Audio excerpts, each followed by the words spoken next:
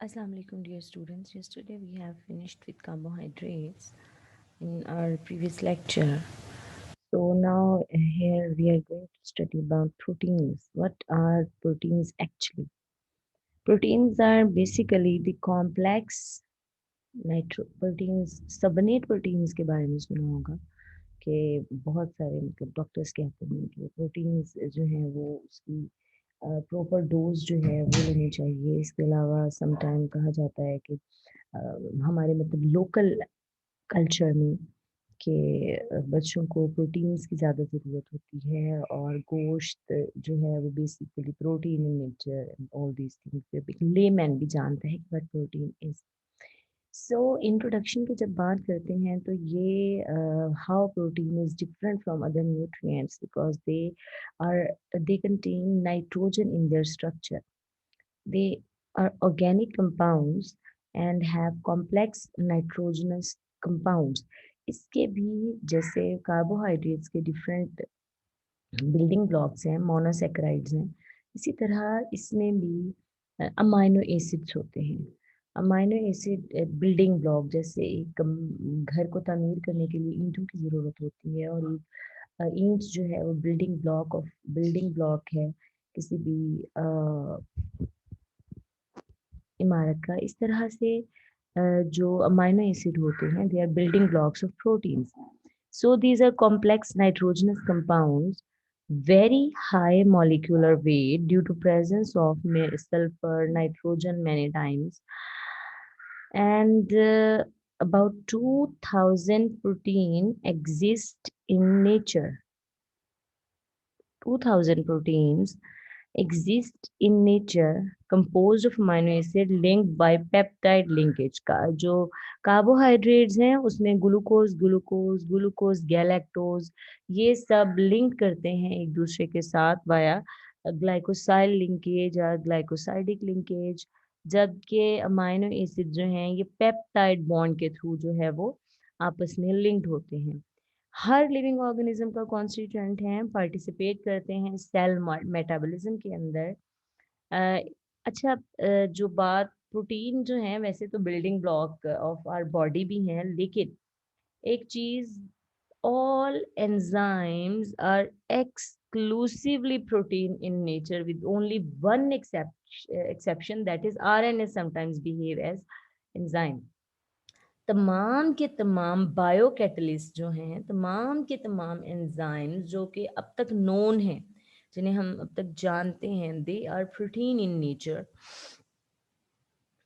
सो इससे आप अंदाज़ा कर सकते हैं कि अगर आप कार्बोहाइड्रेट भी आपके अंदर हो, आप जितना मर्जी ग्लूकोज खा लें, वो आपको एनर्जी प्रोवाइड नहीं कर सकता अनटिल अनलेस आप की बॉडी में प्रोटीन प्रेजेंट हो। मीन फॉर एंजाइम्स जो हैं वो कैटालाइज करते हैं रिएक्शंस को, तो जो है कार्बोहाइड्रेट हाइड्रोलाइज होता है।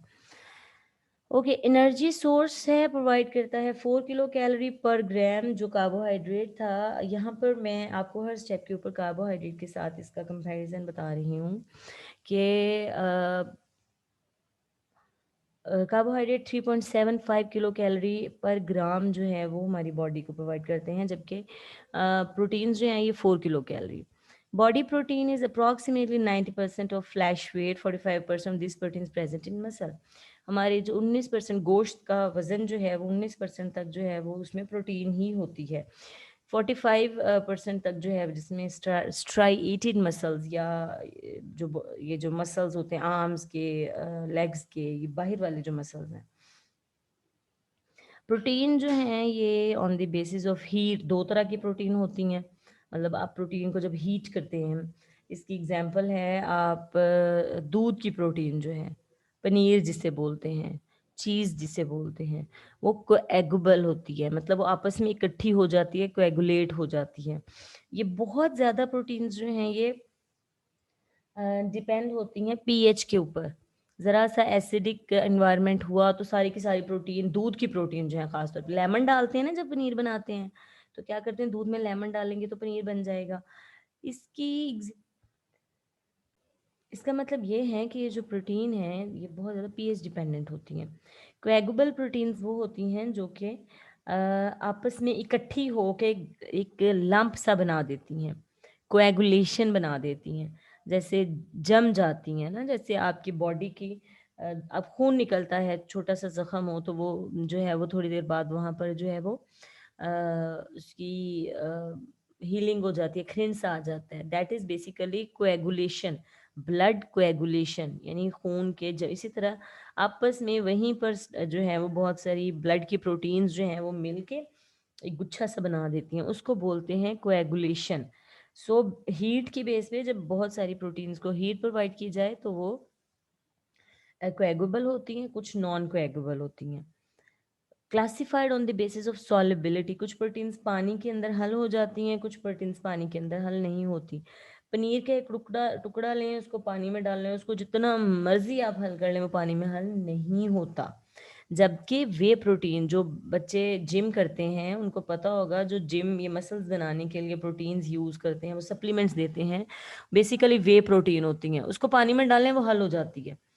तो वो जो है सॉलिबिलिटी की बेस पे जो पानी में हल हो जाती है वो ग्लोबुलिन एल्ब्यूमिन प्रोटीन्स हैं, ये वे प्रोटीन्स होती हैं मिल्क की बेसिकली। फंक्शनैलिटी के बेस पे प्रोटीन्स को हम जो क्लासीफाई करते हैं, कुछ प्रोटीन स्ट्रक्चरल होती हैं, जैसे कि आपके मसल्स हैं बॉडी के, एक्सटर्नल मसल्स जो हैं वो स्ट्रक्चरल हैं, हार्मोन्स हैं आपकी बॉडी के अंदर। ये सारे हार्मोन्स नहीं होते प्रोटीन, लेकिन कुछ जो हैं वो प्रोटीन होते हैं। एंजाइम्स जो हैं ये बायोकैटलिस्ट हैं। बहुत सारी एंटीबायोटिक्स होती हैं, मतलब आपकी बॉडी में अगर इन्वेड कर गए हैं बाहर से जरासीम तो उनको किल करती हैं। ट्रांसपोर्ट फंक्शन होता है बहुत सारी प्रोटीन्स का, इसकी एग्जांपल है हीमोग्लोबिन। जो आपकी बॉडी में हीमोग्लोबिन प्रोटीन है वो ऑक्सीजन को कैरी करती है, ठीक है, ट्रांसपोर्ट है।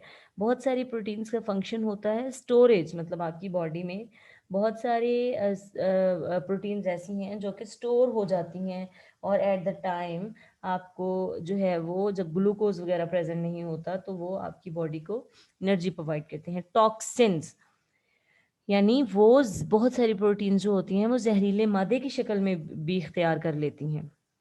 ओके, कंपोजिशन के बेस पे दो तरह की प्रोटीन्स होती हैं। सिंपल प्रोटीन्स होती हैं जिसको हम जो है प्राइमरी प्रोटीन्स भी बोलते हैं, जैसे एक अमाइनो एसिड दो तीन चार पाँच एक स्ट्रेट चेन में लिंक्ड है बस, that is called as simple protein. लेकिन वो एक चेन दूसरी चेन के साथ सल्फर बॉन्ड से लिंक हो जाए और उसके बाद एक तीसरी चेन के साथ सल्फर बॉन्ड के लिंक होके तो वो आपस में जो है वो मिक्स सा बन जाए, या उसके अंदर कुछ फॉस्फेट मॉलिक्यूल या उसके अंदर लिपिड का मॉलिक्यूल अटैच हो जाए, ग्लूकोज का मॉलिक्यूल अटैच हो जाए, that will be called as conjugated proteins. Phospho proteins हो सकते हैं, लिपो प्रोटीन्स हो सकते हैं, ग्लाइको प्रोटीन्स हो सकते हैं, न्यूक्लियो फ्लेवोनॉइड कंपाउंड्स के साथ बहुत सारी मेटल्स अटैच हो सकती हैं प्रोटीन्स के साथ, क्रोमो प्रोटीन्स होती हैं जैसे कि क्रोमोसोम्स के अंदर प्रेजेंट है।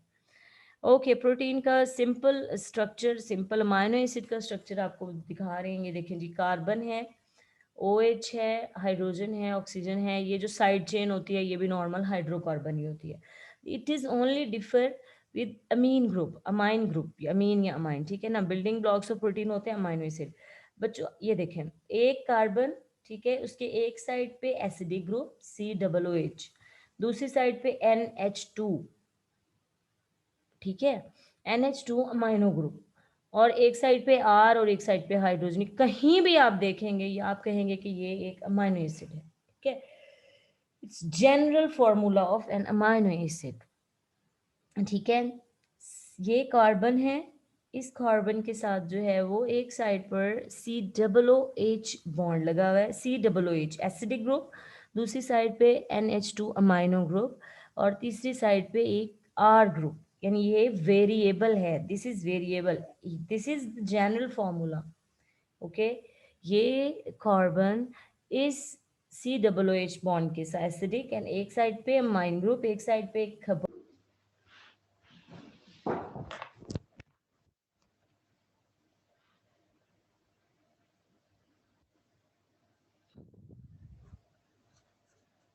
Okay, sorry for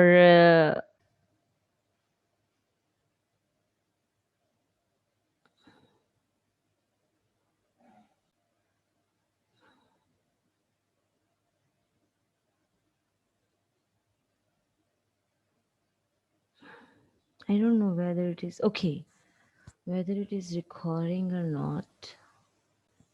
Okay, ये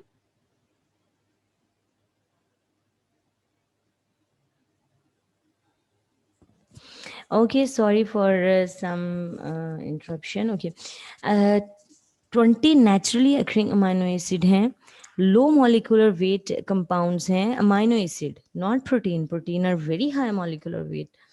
Okay, and found in different combination in different proteins, characterized by presence of terminal and, यानी ये कार्बोक्सिलिक एसिड ग्रुप है, ये अमाइनो एसिड ग्रुप है. ठीक है, इनकी ये स्पेसिफाई है. कहीं भी एक साइड पे अगर कार्बोक्सिलिक एसिड ग्रुप है, दूसरी साइड पे अमाइनो एसिड है, you will clearly set that this is amino acid.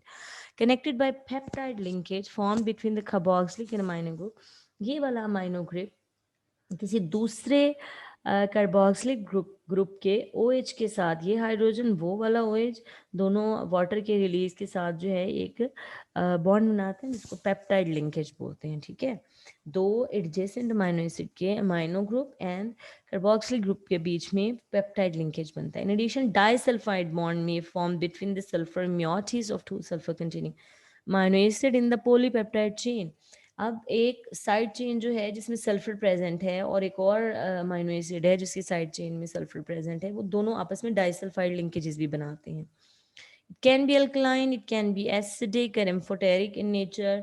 यानी 20 अमाइनो एसिड में कुछ अल्कलाइन हैं, कुछ एसिडिक हैं, जैसे स्पार्टिक एसिड है, हमारे पास ग्लूटामिक एसिड है. इस तरह कुछ एल्कलाइन हैं, कुछ एम्फोटेरिक हैं, जो ना दोनों तरह की नेचर होती है उनकी. इस तरह कुछ आर चेन्स जो हैं, वो अगर वो अमाइनो, ये जो आर चेन है, साइड चेन जो है, अगर ये बेंजीन रिंग हो जाए या ये फिनोल हो जाए, तो ये एरोमेटिक यानी चेन वाले कंपाउंड्स. और अगर ये सीधे स्ट्रेट चेन है, दीज आर एलिफेटिक. ओके,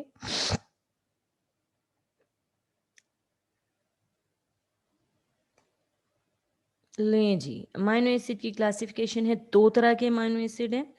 एक होते हैं तो सारे ही असेंशियल, लेकिन on the basis that your body body can prepare or not.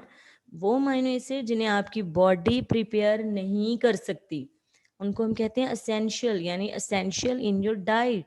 आपकी डाइट में लाजमी आपने लेने हैं ये. These amino acid are histidine, isoleucine, leucine, lysine, methionine, phenylalanine, threonine, tryptophan and valine. ये 9 अमाइनो एसिड्स जो हैं, ये अमाइनो एसिड्स हैं असेंशियल अमाइनो एसिड. इनको अच्छे से याद कर लें. Histidine, isoleucine, leucine, lysine, methionine, phenylalanine, threonine, tryptophan and valine. ये 9 अमाइनो एसिड एसेंशियल हैं, and these are non essential, although they are equally important. But our body can prepare these amino acid from carbohydrates and other sources.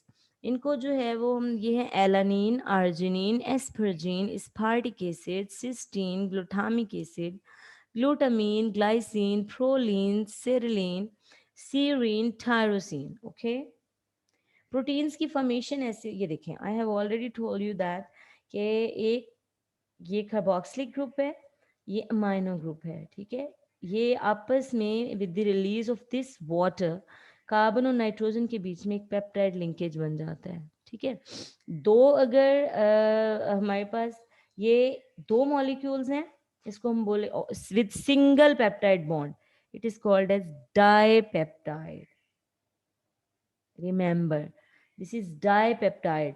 एक peptide bond हो तो dipeptide, because it contain two amino acid. तीन molecule होंगे tripeptide, four molecules होंगे tetrapeptide and polypeptide, so on. Hundreds of such peptide bonds are present in proteins.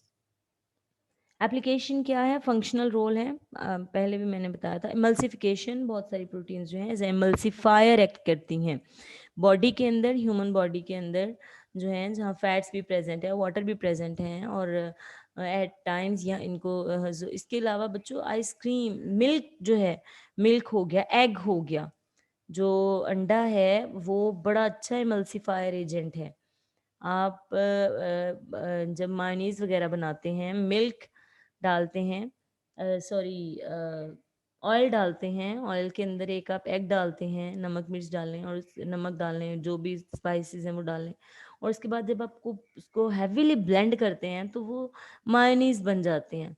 और mayonnaise देखा है कितना स्मूथ होता है, बिल्कुल एक उसका टेक्सचर। उसके अलावा अगर आप अंडे को तेल में डाल के ज़रा सा विप करें तो वो कभी भी सॉलेबल नहीं होता। इसका मतलब जो है कि एग की प्रोटीन है उन इमल्सिफाइंग एजेंट के तौर पे काम करती हैं, और वो एग के साथ मिक्स होके वेरी स्मूथ एक सिंगल फेज मायोनीज बना देती हैं। सॉलिबिलिटी ड्रिंक्स, बेवरेज, सूप्स के अंदर यूज होते हैं। फोमिंग एजेंट, जब आइसक्रीम बनती है या एग को आप ले लें, एग को जब आप विप करते हैं बहुत ज़्यादा तो वो उसका फोम बन जाता है। फोमिंग जो प्रॉपर्टी है ये भी प्रोटीन की है। ये एब्जॉर्ब कर लेती है अपने स्पेसिस के अंदर का हवा को ट्रैप कर लेती है। विपिंग क्रीम्स जो हैं, जब ये जो आइसक्रीम होती है आपके पास, 1 लीटर आप आइसक्रीम लेकर आते हैं, ये अगर आप वेट करेंगे ना इसका, 1 लीटर आइसक्रीम का, तो ये 500 ग्राम भी नहीं होगी। बिकॉज ये तकरीबन 100% ओवर रन होता है। ओवर रन कहते हैं कि क्रीम को इतना ज़्यादा विप करें, इतना ज़्यादा आप फेंटें कि वो एयर ट्रैप कर ले जो उसके इर्द गिर्द की है, और उसका वॉल्यूम डबल हो जाए। जब वॉल्यूम डबल हो जाता है तो उसकी ये प्रॉपर्टी प्रोटीन्स की वजह से है। ब्रेड की डो जो है उसके अंदर जो आप जब ब्रेड को की डो को जो है वो उसके अंदर वो यीस्ट डालते हैं, ठीक है, तो वहाँ पर भी जो है इसकी फॉर्मिंग एबिलिटी जो है वो आती है। Gelling ability, gelatin production bread dough yoghurt के अंदर। जो gelling ability is due to the presence of protein in it. Protein जो है वो कोएगुलेट होती है और एक फेज बना देती है रेगुलर सा, जिसको जेलिंग फेज कहते हैं। योगर्ट के अंदर आपने देखा होगा, यानी दही के अंदर, कि आप की जो आप पीएच लो हो जाती है जब लैक्टिक एसिड फॉर्मेशन से, तो दूध जम जाता है, जेल सी बन जाती है, क्योंकि उसकी प्रोटीन्स जो हैं वो सेट होना शुरू हो जाती हैं। बाइंडिंग वाटर एंड फैट, जैसे मायनीज के अंदर ये बाइंडिंग वाटर एंड फैट जिसकी मल्सिफिकेशन की वजह से ही होता है। न्यूट्रिशनल रोल है इसके, ये एनर्जी प्रोवाइड करती है, growth and maintenance of body. हमारी बॉडी की ग्रोथ के लिए जब तक बॉडी पे मसल्स नहीं होंगे तो आपकी बॉडी ग्रो कैसे करेगी? मेंटेनेंस वही एंजाइम्स की वजह से, होम्योस्टेसिस की वजह से। बच्चों को ज़्यादा प्रोटीन की ज़रूरत होती है क्योंकि उन्हें बढ़ना है, बड़े होना है, उनकी हड्डियाँ बढ़ेंगी, उनकी हड्डियों के ऊपर गोश्त चाहिए एज कम्पेयर टू एडल्ट, जबकि बड़े जो हैं उनको सिर्फ मेंटेन करना है। डेफिशिएंसी डिजीजेज में क्वाशियोकर है, मेरेस्मस बीसी में आती है। ठीक है, दूसरे केमिकल रोल्स हैं, ये एंजाइम्स हैं मेटाबॉलिक रिएक्शंस में, structural proteins maintaining the shape of the cell, hormones हैं, एंटीबॉडीज़ की बात की थी मैंने पहले, कॉन्ट्रेक्टाइल प्रोटीन है, ये आपकी जो मस्कुलर प्रोटीन है ये कॉन्ट्रेक्टाइल प्रोटीन है, इसी की मदद से आप अपने बाजू को जो है वो मूव कर सकते हैं। ट्रांसपोर्ट प्रोटीन मैंने बता दिया, हीमोग्लोबिन की फॉर्म में, toxins and components of intracellular structure जो हैं ये भी बहुत सारी प्रोटीन्स ही होती हैं। प्रोटीन जो हैं ये बायोलॉजिकल सिग्निफिकेंट कंपाउंड्स हैं क्योंकि ये दूसरे मॉलिक्यूल के साथ कॉन्जुगेट होती हैं, जैसे क्रोमोप्रोटीन्स यानी क्रोमोसोम्स के साथ, लाइपोप्रोटीन लिपिड्स के साथ, लिपिड बोलते हैं ये फैट टाइप सब्सटेंसेस को, न्यूक्लियोप्रोटीन्स जो न्यूक्लिक एसिड के साथ अटैच होती हैं, ग्लूकोज जो ग्लूकोज के साथ अटैच हो जाती हैं, मेटालोप्रोटीन जो बहुत सारे मेटल्स के साथ बाइंड हो जाती हैं, प्लाज्मा प्रोटीन्स जो कि fluid core acid base balance of blood को मेंटेन करती हैं। Digestive processes depend on acids जो हमारे स्टमक में, alkalis, enzymes from the stomach, intestinal glands and pancreas. Proteins के मेन सोर्सेज हैं हमारे पास, लीन मीट जो गोश्त हम खाते हैं फैट के बिना, जो फैट के बिना गोश्त होता है उसको लीन मीट बोलते हैं। पोल्ट्री, फिश, एग, मिल्क, चीज़, योगर्ट और रिच प्रोटीन सोर्सेज। बीन्स के अंदर जो है, बीन्स, पल्सेस, इनके अंदर भी प्रोटीन्स होते हैं। गुड प्लांट सोर्सेज हैं, वेजिटेटिव सोर्सेज हैं। सीरियल के अंदर कुछ अमाउंट प्रेजेंट होती है, अगर प्रेजेंट भी होती है तो अच्छी क्वालिटी की नहीं होती, जबकि वेजिटेबल और फ्रूट्स के अंदर तो प्रोटीन वैसे ही वो पुअर सोर्सेज हैं। This was all about protein. तो आप लोग जो हैं ये प्रोटीन को बुक से भी पढ़ें, और कोई भी क्वेश्चन होगा तो मैं लेक्चर नेक्स्ट जो आपका ऑनलाइन इंटरेक्टिव सेशन होगा उसमें आपके क्वेश्चन होंगे। Thank you very much.